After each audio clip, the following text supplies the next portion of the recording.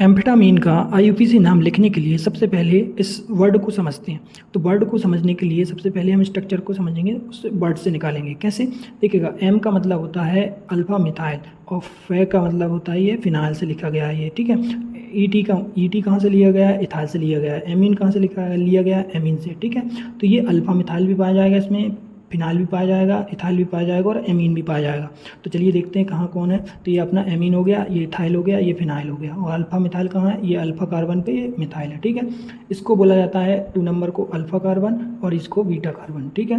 अब ये क्यों कहा जाता है? क्योंकि ये एमीन है, फंक्शनल ग्रुप है, आपका फंक्शनल ग्रुप है। फंक्शनल ग्रुप के बगल वाला कार्बन अल्फा कार्बन कहलाता है, ठीक है, और उससे दूर वाला बीटा कार्बन कहलाता है। उस अल्फा कार्बन पे CH3 है, इसलिए अल्फा CH3 हो जाएगा, ठीक है। अब हम इसको आईपीएसी में सबसे पहले मेन फंक्शनल ग्रुप कौन होगा इसका कर लेते हैं। तो हमने जाना कि यही हमारा क्या है? मेन फंक्शनल ग्रुप है। तो बाकी सब क्या कहलाएगा? सब्स्टिट्यूएंट। तो ये सब्स्टिट्यूएंट ये कहलाएगा, ठीक है। तो ठीक है, तो कोई भी फंक्शनल ग्रुप जो रहता है वो हमेशा चेन या रिंग के साथ में लिखा जाता है। तो इसके साथ में चेन क्या हो जाएगी? ये इथाइल और मतलब 1 2 3 कार्बन की क्या हो जाएगी? प्रोपेन चेन हो जाएगी, प्रोपाइल, ठीक है। तो ये हमारा क्या हो जाएगा? फंक्शनल ग्रुप प्लस चेन, ठीक है। फिर इसके बाद सब्स्टिट्यूएंट। तो सबसे पहले हमारा क्या हो जाएगा?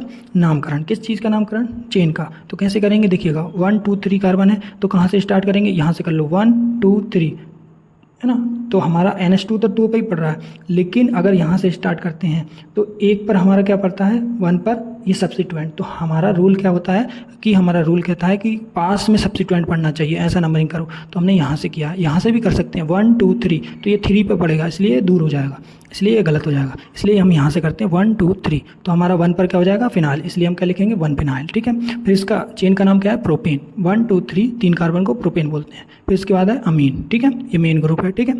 अब इसका नामकरण कैसे होगा? तो सबसे पहले सब्स्टिट्यूएंट का नाम 1 फिनाइल, फिर इसके बाद मेन ग्रुप का नाम propane 2 amine, propane 2 amine. Propane के 2 कार्बन से एमीन है, तो इसलिए 2 एमीन, ओके। अब ये RS क्यों लिखा हुआ है? तो ये अपना अल्फा कार्बन जो है वो आपका अल्फा कार्बन वो है किरेल कार्बन है। किरेल कार्बन है जो R या S के फॉर्म में, दोनों के फॉर्म में रहता है, ठीक है। ये RS क्या है? ये RS है आइसोमर, जो कि हम आइसोमेरिज्म में पढ़ेंगे, ठीक है। तो इस प्रकार से हमारा क्या हो जाएगा? एम्फेटामीन का आईपीएसी हो जाएगा।